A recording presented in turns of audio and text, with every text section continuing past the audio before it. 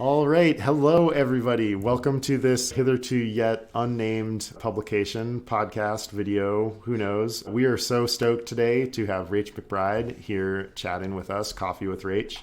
Rach has been racing full-time as a professional triathlete since 2011 and is a five-time Ironman 70.3 champion. They are a strong swim bike specialist with numerous podium and course record results in Olympic and long distance triathlon, including 2 bronze medals at ITU long distance world champs and 2 Ironman world championship finishes. Deemed the most interesting person in triathlon, definitely true. Rach is the first out gender non-binary athlete competing in professional triathlete, has 2 graduate degrees in genetics, is an accomplished cellist, and works in sexual health education in Vancouver, Canada.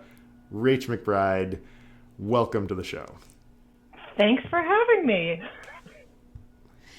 And we want to add that over the past 3 seasons, you have thrown yourself into gravel racing, participating in the Lifetime Grand Prix and other major gravel events, taking first place in the non-binary division at Mid-South, the Unbound 200, and Burnt Bridge Gravel Classic in 2023. Very impressive. Thank you. Thank you. It's very fun to race gravel. I really love it. It brings me so much joy. So tell us about that. Like what has the experience been like for you of adding gravel to your triathlon racing career? It's been a really interesting experience. I mean, I technically have been racing gravel for 10 years. I did my first race in 2013 or 14 and just like totally fell in love with it. But it really took more of a center stage the year that I raced the Lifetime Grand Prix in 2022. And then it was like, all right, I'm now like fully drunk the Kool-Aid of some of these gravel majors, and I want to finally hit, because I've been talking for years about wanting to hit these races, but something like Unbound 200, like that's a 12-hour race. It's not something that you can just like jump into in the middle of an Ironman season or a full-on professional triathlon year. So it made for some adjustments to kind of get into that, but I think that it has only improved my performance for sure in triathlon. It's made me a much stronger cyclist so that I can come off the bike feeling like, it was just insane in 2022. I barely did any run training, like literally barely any run training, and I was still able to run really, really well off the bike and nail 2 70.3 wins. So like it's doing something good. Yeah, it's working, right? Like, I mean, that's one thing that we're always trying to get people to understand, that like proper run performance comes a lot more from being bike fit. Like, because you're always going to be, you're never running to your full potential in a triathlon, and it's all predicated on how much fatigue you're carrying. So I imagine that training for Unbound requires like riding your bike a lot, and I can really see that improved what you were doing on the run. Yeah, totally. And aside from riding your bike a lot, what do you feel like your career as a triathlete has brought to your career as a gravel racer? Definitely the ability to fuel, to understand about fueling and to know how to manage really long efforts for sure. That kind of resilience and tenacity and like sort of grit that a person needs, I think. Even, gravel is, in triathlon on the bike, you're like usually in a straight line. There's not a whole lot of technical stuff. You're like down in the aero bars. So there's not a lot of like dynamics or movement, not a lot of strategy and things. But gravel's really different in that there is a lot going on. There's a lot of people around you that you have to manage, and like bikes, and it can get really sketchy and scary.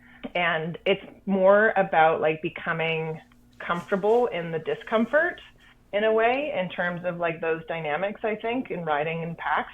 And I'm just like, it's dawning on me right now that it's kind of like open water swimming, where like it just feels like chaos, and you have to manage your like internal anxiety a little bit to like be able to, be in this like what feels like tight quarters with a bunch of other people thrashing around you. It's really similar. It's a great analogy. What's something that you've learned about yourself as an athlete by racing gravel? Like, what are things that you've discovered that maybe you didn't know about yourself from your career in triathlon?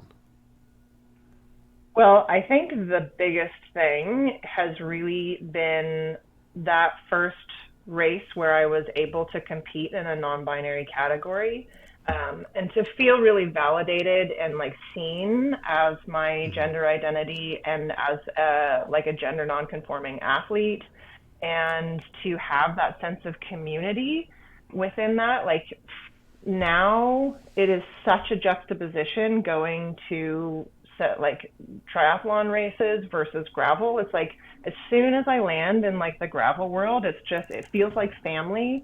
I feel like so comfortable in myself and like so able to just be me. Whereas triathlon, it's still very binary. It's still very kind of straight-laced and not as diverse. And so it's that, I think, is the biggest thing that I have felt really is the difference. And what is something that has surprised you about the gravel scene? What has surprised me?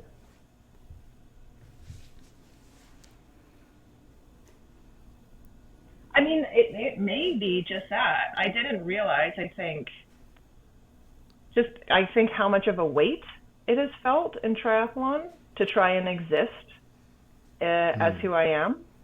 And coming into the gravel world, it was such an epiphany of like what I had been carrying in a way. And it is really such it also harkens back to, I think, like when I first started triathlon, and it was all sort of a lot more grassroots racing, a lot more like local racing. And even these like big major races still feel like local community races in a way. Sure, there are like, giant expos and tons of companies and like a bunch of media there. But the people who are putting it on and the community who is putting it on still feels, just like pretty grassroots. And I really appreciate that. I don't necessarily love the like corporatization that triathlon is developing into even more so. And finally, if you were advising somebody who was just getting into gravel racing for the first time, what is some advice that you would give them? Like, what are some mistakes that you made that you're like, oh, I don't want to do that again? But yeah, tell us some stories. Imagine that Molly and I are brand new to gravel racing, and give us some advice. Well, I distinctly remember Chris Bagg racing the Oregon Gravel Epic together one year, and I ran into a pothole and totally pinch flatted because I was running tubes in my tires, and I had not brought any CO2. And you're like, Rach, here's a CO2, you dumbass. I had a hand pump. I was going to hand pump it up. But I was like, duh. I completely forgot about that race. Oh my God. Yeah, I've been telling people my first gravel race was in 2019, but I have been lying. What? You have been lying. You heard it here first, folks. I think I did that race on a cyclocross bike. I think so. Yeah, totally. So that was my big lesson in like, don't run tubes, run tubeless tires. I've now started running tubeless on my triathlon bike as well, and I freaking love it. I love it. But yeah, no, don't run tubes. It's a bad idea. Very much nicer to run tubeless. It's crazy. And if you have no idea what I'm talking about, noobs. There's the title. Tubes are for noobs. Can we spell it TOOBS? Yeah, tubes are for noobs. Yeah, totally. And yeah, if you're new to gravel and you don't know what I'm talking about, just take your bike to the bike shop and tell them you want to set your wheels up tubeless. It's really straightforward. Or ask the internet. I learned last year. I set up my first wheel tubeless, and that was exciting. I felt very accomplished. So that's definitely like what I would say. Also, I mean, I like to try and make things like make gravel accessible as possible in that same way that I like to try and make triathlon as accessible as possible. As like, you don't need all the fancy equipment. Like, you just need a bike that you can ride on the gravel. I started out on a road bike with like 28s. Now, however, like I think about that, going back to that, and I'm like, what was I thinking? It's so uncomfortable. Like, you're going to hate gravel if you're riding a road bike in 28s in a gravel race. So maybe that's not the best advice. But I think that is also the case. It's like, if you have a cyclocross bike, if you have like a hybrid bike, that's like kind of the cool thing about a lot of these gravel races, is that you can bring whatever bike you want to and ride it, as long as it's got brakes. It doesn't even need to have gears.